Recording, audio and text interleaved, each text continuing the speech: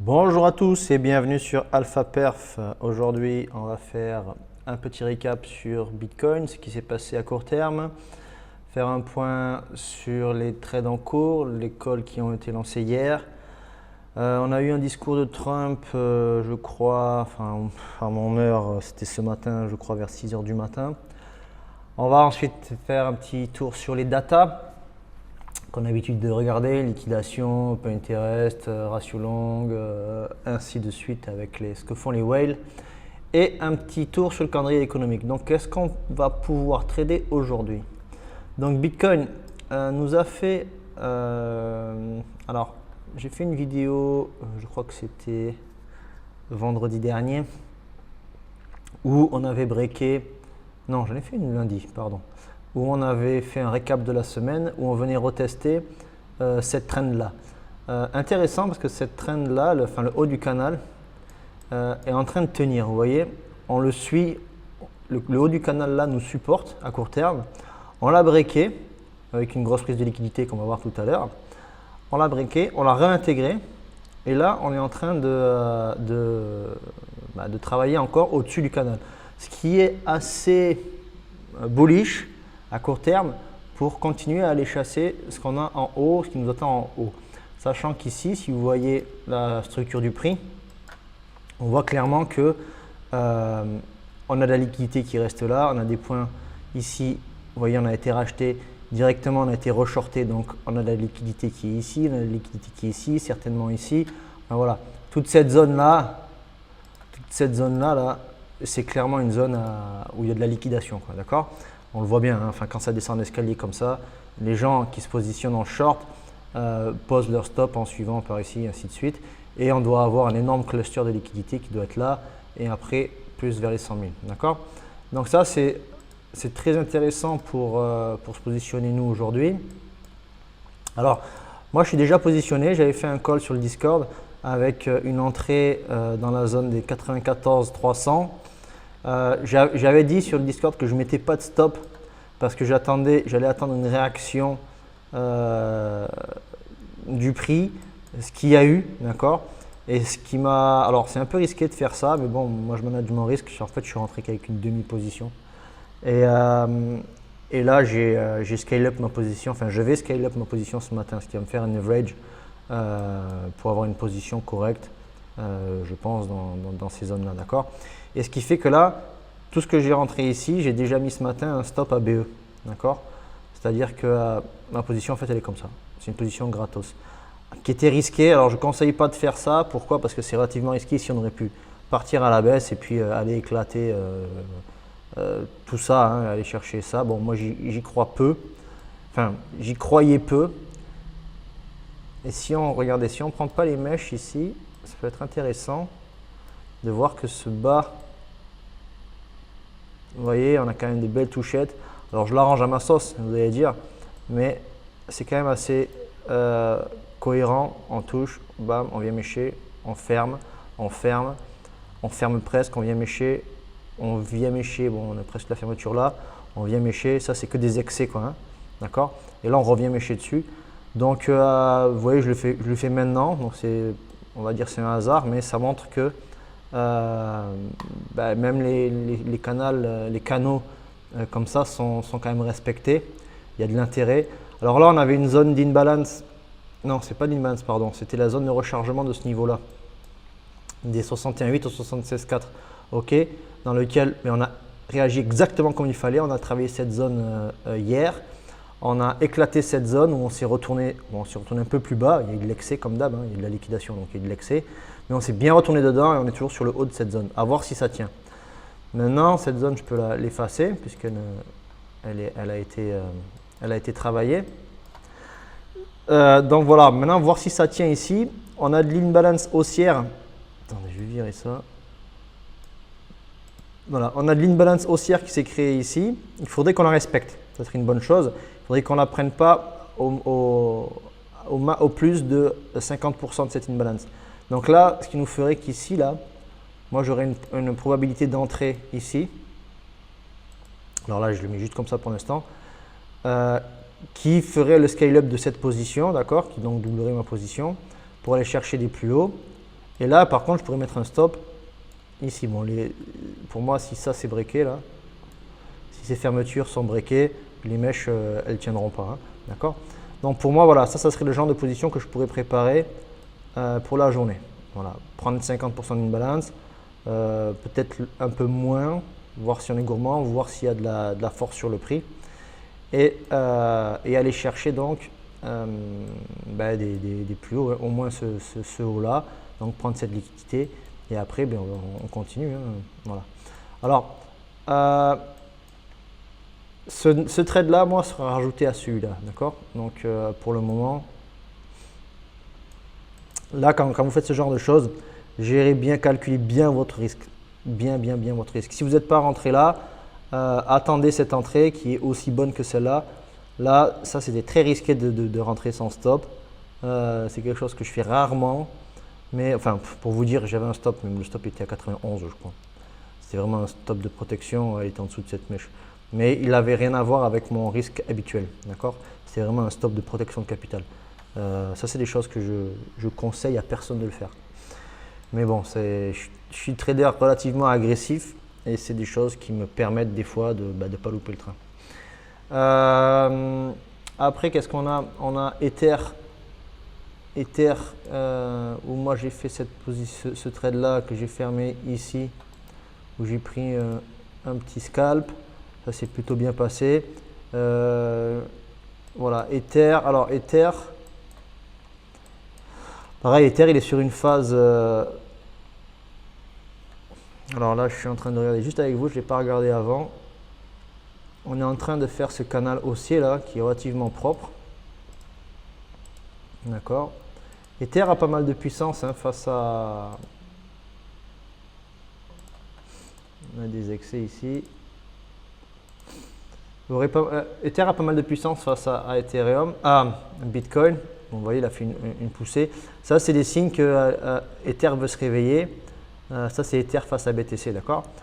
Donc là, il a super formé BTC. Évidemment, il s'est fait rattraper. Là, il repart à la hausse. Bon, ça, c'est des signes que Ether veut commencer à peut-être superformer le BTC. Il y a peut-être un réveil qui peut se faire sur Ethereum. Ce qui serait intéressant. J'avais mis une alarme ici, voir si on breakait ça, voir comment on réagissait. Bon, on a directement réintégré, mais on reste toujours sur une phase ascendante entre Ethereum contre Bitcoin. Donc c'est intéressant aussi. Moi, je continue à le surveiller. Je fais des petits scalps dessus, je continue à surveiller parce que pour moi, il est tout à fait probable qu'on aille chercher ces zones-là, la zone des 0,31,5, 0,32 face à Bitcoin. Donc ça ferait une petite poussée sur Ether et sur des alts intéressants, notamment Link sur lesquels je cherche des positions, Sol sur lesquels je cherche des positions et, et certains autres que je surveille. Okay, le dollar, qu'est-ce qu'il nous fait? Le dollar, il continue gentiment sa baisse. Là, il a une petite correction. Donc bon, pour l'instant, rien de spécial à dire sur le dollar. Le NAS a fait donc son ATH, a corrigé et est revenu faire presque un nouvel ATH. Donc il reste fort, d'accord. À voir ce qu'il fait, hein, à voir s'il veut se retourner ici ou pas. C'est plutôt bon signe qu'il n'ait pas pris ses liquidités, qu'il vienne corriger un peu et qu'il reparte tranquillement. Le S&P, lui, il a la même config que le NAS, à part qu'il n'a pas encore pris son ATH. Ok. Mais pour moi, c'est qu'une histoire de temps, il va y aller. Voilà. Donc on revient sur BTC. BTC, donc on va aller voir un peu les liquidations. Ben voilà, bam. Les liquidations qu'on a. Donc, ce que je peux vous montrer, je pense que je vais mettre en weekly. Voilà, on avait des liquidations ici, à la zone des 93, enfin tout ça là. On a clairement pompé ça cette nuit. Voilà, c'est bon signe. Hein. On a pompé ces liquidations là, donc on a liquidé tous les shorts qu'il y avait. Maintenant, tout ce qu'on a à liquider, c'est vers le haut. Hein. Donc pour moi, c'est une histoire de temps. On peut faire encore une petite poussée baissière pour faire un peu peur au reste des traders. Mais pour moi, c'est qu'une histoire de temps d'aller chercher la zone des 100 000 $. Hein. Voilà. Je suis boule, on va dire clairement, je suis boule. Niveau Open Interest et Funding, bon ben là on a une énorme ouverture de contrats pendant cette baisse. Alors il y a beaucoup de contrats qui se sont ouverts avec un funding baissier, donc c'est clairement des shorts qui sont ouverts, d'accord. Là ce sont des shorts qui se sont fermés, là ce sont des longs qui se sont fermés. Ici on a une grosse fermeture de longue, ok. Et là ben, le prix se cherche, hein. L'open interest remonte un peu, le funding remonte un petit peu, mais l'open interest descend. Donc quand le funding remonte et que l'open interest descend, on est en fermeture de short, d'accord. Le CVD lui est à la hausse, ce qui est plutôt bon signe. On va voir ce que font les whales, d'accord. Le CVD est plutôt à la hausse, donc c'est bon signe, ça veut dire que ça achète sur spot. Donc ben, on va voir un peu les réactions du cours dans la journée. Là on est sur les ratios long and short. Bon, on voit que sur spot on est plutôt en 4 heures sur du short, d'accord. On est à 57% de short pour 42 de long, et sur les contrats à perp on est extrêmement long, 67%, presque 68% de long, d'accord, en H4. On va mettre sur plus court timing, c'est pareil, on est à 67-64, 32%. Donc voilà, les traders court terme sont plutôt en train de long le BTC, alors que les positions spot sont plutôt en short. Qu'est-ce que font les whales?